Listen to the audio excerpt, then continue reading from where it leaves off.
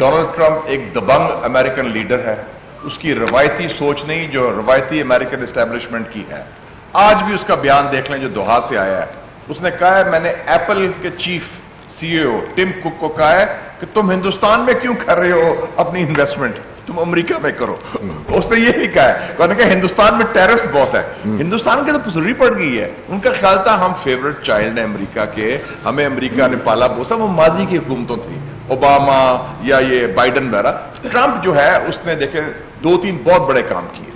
उसने कश्मीर इश्यू को जिंदा कर दिया है, उसने पाकिस्तान और हिंदुस्तान को बराबरी का मुकाम दिया है, और उसने कहा है कि मैं सुपरवाइज करूंगा साल से, मेरे पास है, आई विल डू दैट। और ट्रंप एक और चीज नोट करें, वो जंगजू नहीं है, वो पीस मेकर है। उसने वो सीज फायर उसने किया फलस्तीन में सबसे पहले 20 जनवरी को। फिर उसने पुतिन का भी कहा कि मैं सीज फायर जंग बंदी चाहता हूं यूक्रेन में। ईरान से मुज़ाकरात कर रहा है, किम जोंग उन जो नॉर्थ कोरिया से मुज़ाकरात कर रहा है, और अभी उसने कहा कि मेरा दोस्त है शी जिनपिंग, मैं उससे भी ट्रेड डील करूंगा। तो ट्रंप की पॉलिसी बड़ी पॉजिटिव है। Trump is a friend of Pakistan and we are proud of a friendship with President Donald Trump.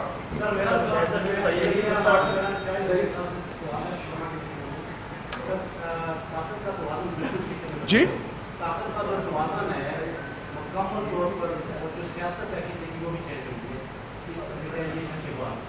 तो ट्रंप का जो स्टेटमेंट वादे है कि कश्मीर का मामला हल किया जाए, तो ओवरऑल रीजनल हुमैनिटेरियन डिपार्टमेंट वो आप समझते हैं कि जो पोजीशन है इस पोजीशन में ज़्यादा जो कि भारत 2019 की पोजीशन में या मुकम्मल आगे जब जाएगा तो प्रयत्न करेंगे पाकिस्तान कामयाब हो जाएगा।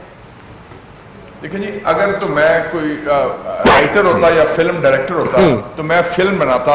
16 घंटे में पूरी काया पलट दी गई जनूबी एशिया की। 2 राउंड हुए। पहला राउंड 1 घंटे का था जिसमें हमने 6 जहाज उनके गिराए 1 घंटे के अंदर, जो 6 की रात को हुआ। और दूसरा राउंड हुआ 15 घंटे का। हिंदुस्तान ने हमला किया और हमने उनको तिया पांचा कर दिया। 15 घंटे में उन्होंने 7 जगह किया, हमने 26 जगह किया। हमारे ड्रोन्स दिल्ली पर थे, उनका सारा इलेक्ट्रिसिटी ग्रिड बंद था, सिस्टम हैक हो चुका था। हमारे पास air supremacy, ground missile supremacy, technological supremacy और साइबर सुप्रीमेसी। तो उन्होंने अंडर एस्टिमेट किया उनका क्या। ये पाकिस्तान, मैंने लोगों को भी कहा था, ये 71 नहीं, ये 2025 का पाकिस्तान है जिसमें एक बड़ी जानदार कौम में करंट है, प्रोफेशनल फौज है और दबंग क़यादत है मिलिट्री हाई कमांड की। तो सिचुएशन इज चेंज। अब Hindustan is on the defensive. अब वो लड़ेगा तो अगर वो मुनर्रफ होगा उसकी लड़ाई ट्रंप से होगी, तो वो फिर उसको भुगते। ट्रंप खुद सालसी बन गया। Thank you very much. एक तरफ इंडिया और पाकिस्तान की जंग में ट्रंप ने ये धमकी दी कि तिजारत बंद कर दूंगा और इसके मुद्दा भी उठा लिया, और साथ में ये भी तारीफ है कि हमने सबर किया, 3 दिन हम सबर करते थे, फिर हमने जिन में उनको तारीफ दिखाई, वो तोड़ जवाब दिया। और इंडियन मीडिया के बारे में जरा बता दीजिएगा, आप तो मिनिस्टर भी रहे। मैं इंडियन मीडिया के लोग, इधर कुछ लोग हमारे गलतफहमी में थे हिंदुस्तान के बारे में, कहते थे हिंदुस्तान यार क्या बड़ी जमहूरियत है, क्या लिबरल मुल्क है, क्या आजाद मीडिया है। Absolute nonsense. जो मैं पाकिस्तान मीडिया को मुबारकबाद देता हूं, कितना मैच्योरली, कितना कामली कूली हैंडल किया। बल्कि हमने तो मजाक उड़ाया, लाहौर शहर से लोग कहते हैं हमने तो सेल्फी ले रहे हैं ड्रोन के साथ। हमारे तो लोग मजाक, जंग को मजाक समझ रहे थे, कोई सीरियसली लिया नहीं। उनके मीडिया ने बड़ा गंदा रोल अदा किया है झूठ की बुनियाद पर, और उसकी जड़ जो थी मोदी रजीम है। अब कल भी क्या उसने स्पोक्समैन ने कहा, उनका कितने कैजुअल्टीज हुई हैं, कहते वो मैं बता नहीं सकता आपको अभी तक। कल उन्होंने ये भी कहा कि हमने इन्वेस्टिगेशन हमारी कंप्लीट नहीं हुई। तो हिंदुस्तान का झूठ बेनकाब हो चुका है अब हिंदुस्तान के अवाम के सामने। इसमें मैं समझता हूं कि पाकिस्तान के लिए बहुत नादर मौका है। अल्लाह ताला ने बहुत फजल किया है, और ठीक कहा चेयरमैन साहब ने कि ये एक लगता है कि एक तश्कील नौ के 10 मई के बाद एक नया जानदार सेल्फ कॉन्फिडेंट पाकिस्तान उभरा है। और हमने कोई नारे नहीं मारे, कोई बढ़ के नहीं मारी, हमने action speak louder than words, और ये कंप्लीट कोऑर्डिनेशन थी। मैं कहता हूं कि मैंने किताब पढ़ी थी विंस्टन चर्चिल की, सेकेंड वर्ल्ड वॉर की, उसने लिखा था देयर फाइनेस्ट आवर। हमारे 2 फाइनेस्ट आवर हुए हैं कौमी सलामती में, एक 1998 جب نیوکلیر دھماکے ہم نے کیے پریشر کے باوجود، میاں صاحب پرائم منسٹر تھے، میں چیف اسپوکسمین تھا اس سلسلے میں ایز اے انفارمیشن منسٹر، اور اب جو ہوا ہے پہلگام کے بعد جو ہندوستان نے جارحیت کی ہے، it was our finest hour and we are proud of our armed forces and our people. Azad Kashmir ہو یا مقبوضہ کشمیر ہو، آج صبح پاکستانی سے آپ کا جاری نظر رہتی ہے، آزاد کشمیر کے شہری کی یا وہاں کی قیادت کی آواز کو زیادہ مناسب انداز میں بین الاقوامی دنیا سمجھے گی، سنے گی، یا صرف پاکستان اس کے وکیل کے طور پہ ہے؟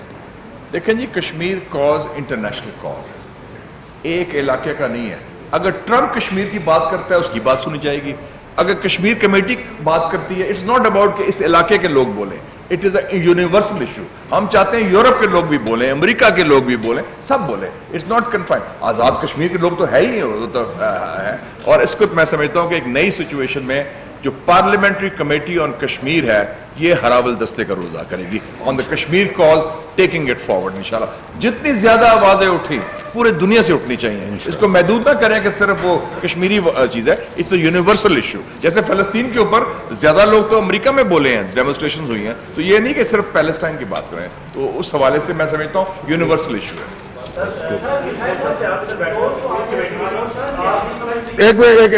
ایک منٹ جی،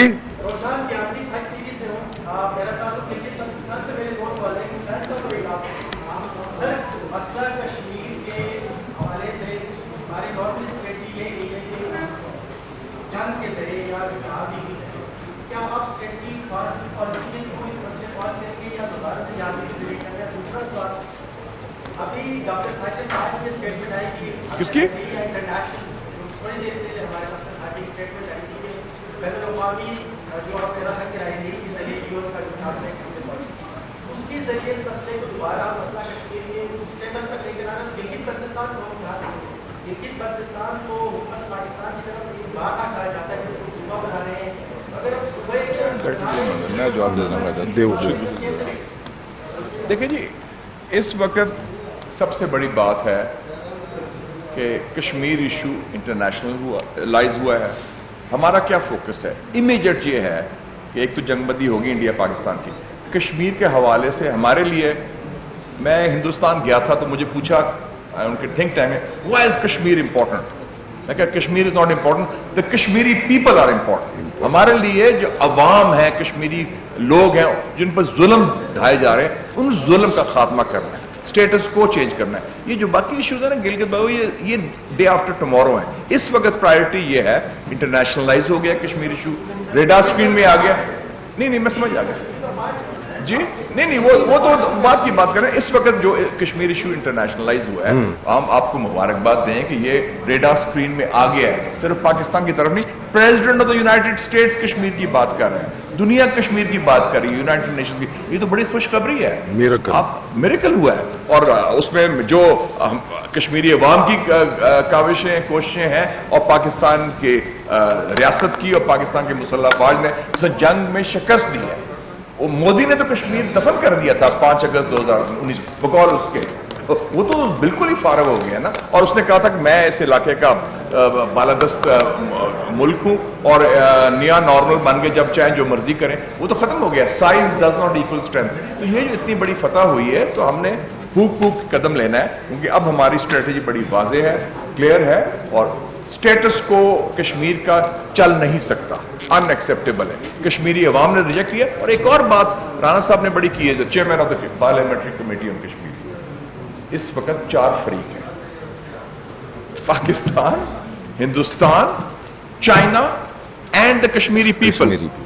جب انہوں نے قبضہ کیا ہے کشمیر پر غاصبانہ، اور 5 اگست 2019 کو، 7 اگست کو امیت شاہ نے بیان دیا لوک سبھا میں، جو اس کا رائٹ ہینچمین ہے مودی کا، وزیر داخلہ۔ اس نے کیا کہا؟